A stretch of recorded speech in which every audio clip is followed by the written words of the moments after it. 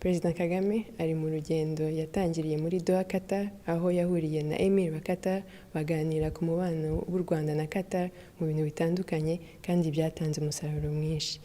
Yakomeje ava Doha agana mu Budage, aho yahuriye na Minister President witwa Malu Dreyer wa Rhénanie-Palatinat, aho dufitanye umubano umaze imyaka 40. Bavuganye ku mubano dufitanye u Rwanda na Rhénanie-Palatinat mu rwego rw'ubuzima, aho abaganga benshi bajya mu Budage kwigirayo bakagaruka mu Rwanda, n'abanyeshuri benshi biga ibintu bitandukanye.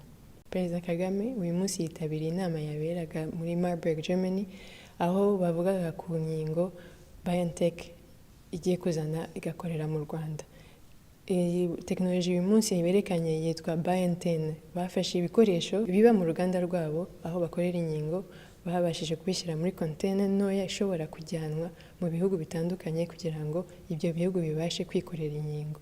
Kuba barashyize muri container byafashije yuko umwanya byafataga gushyiraho uruganda kuva byafataga imyaka 3 ubu bugiye gufata munsi y'umwaka umwe. Izo container bazazizana mu bihugu bitandukanye harimo n'u Rwanda, aho tuzatangira gukora inkingo umwaka urangira, tukazabasha no gukora inkingo zirenga miliyoni 50 zizafasha abanyarwanda, ariko bikazanafasha na Afrika yose, kuko inkingo zose zizakorera mu Rwanda nta handi zishobora kujyanwa hatari muri Afrika.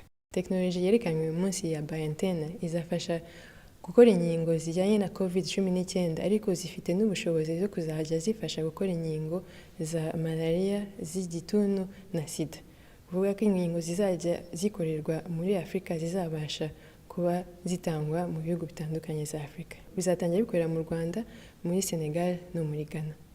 Ikindi kintu iyi BioNTech tekinoloji izungura u Rwanda nuko tekinoloji n'ubumenyi BioNTech yakoze izabasha kuba yigishwa ku bandi banyarwanda bazaba babakora muri urwo ruganda bazaza gukorera mu Rwanda. Ubwo aba-engineer ba BioNTech bajya bakorana n'aba-engineer bacu b'abanyarwanda cyangwa bavuye ahandi muri Afrika kugira ngo babashe kubigisha nabo iyo tekinoloji ya mRNA no gukorera izo nkingo zaba za COVID-19 cyangwa n'izindi zose zizashobora kuboneka.